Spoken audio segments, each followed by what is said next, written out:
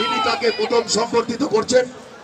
বিদ্যাস মন্ডল মহাশয়কে হাত দিয়ে আমরা ফুলের তোড়া, স্তবক, মোমেন্টো, সমস্ত কিছু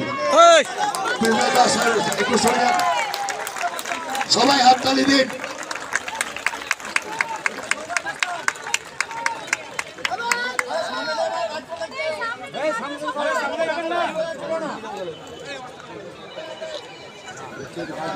একবার আপনাদের কাছে যাবে, সামনে যাবে, পরে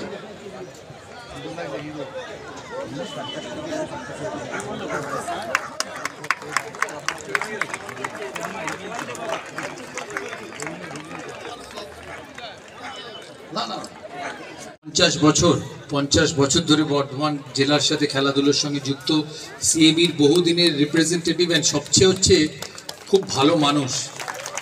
আমি বর্ধমানে আসতে পেরে খুব আনন্দিত। একটু আসতে দেরি হয়েছে কারণ বর্ধমান ইউনিভার্সিটিতে একটা ফাংশন ছিল, ওখানে অনেক ছাত্রছাত্রীর মধ্যেখানে পৌঁছতে পেরে আমি খুব আনন্দিত, তাই হয়তো এখানে আসতে দেরি হয়েছে।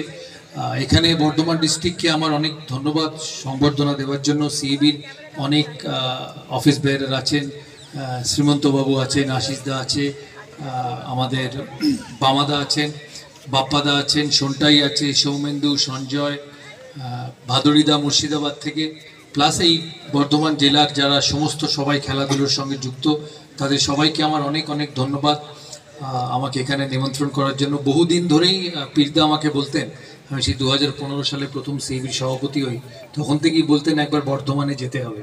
তাই আজকে আসতে পেরে আমি খুবই আনন্দিত। আপনারা ভালো থাকবেন। আমি জানি আজকে এই বৃষ্টি বাদলার দিনে সবাই এসে পৌঁছয়নি, তাই যেটুকু মানুষ যারা আছেন তাদেরকে আমার অনেক ভালোবাসা।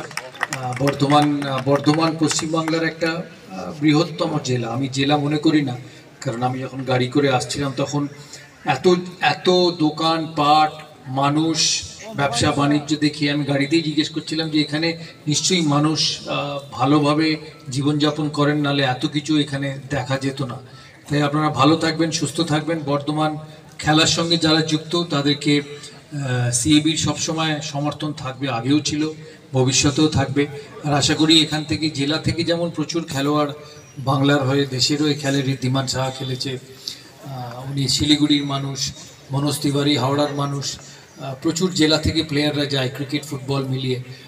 তাই জেলা বাংলার খেলাধুলোর সঙ্গে, সুমন দাস খেলেছে বর্ধমান থেকে, তাই জেলা বাংলার খেলাধুলোর সঙ্গে ওতপ্রোতভাবে জড়িত। তাই জেলার সমস্ত মানুষ যারা খেলাধুলোর সঙ্গে যুক্ত থাকেন তাদের সমস্ত সাহায্য সহযোগিতা যাতে সেন্ট্রাল বডি থেকে পাওয়া যায়, এতদিন পেয়েও এসছে, ভবিষ্যতে যাতে পাওয়া যায় সেটাই সিএবিকে দেখতে হবে। আপনারা ভালো থাকবেন, সুস্থ থাকবেন, আবার দেখা হবে কখনো। নমস্কার।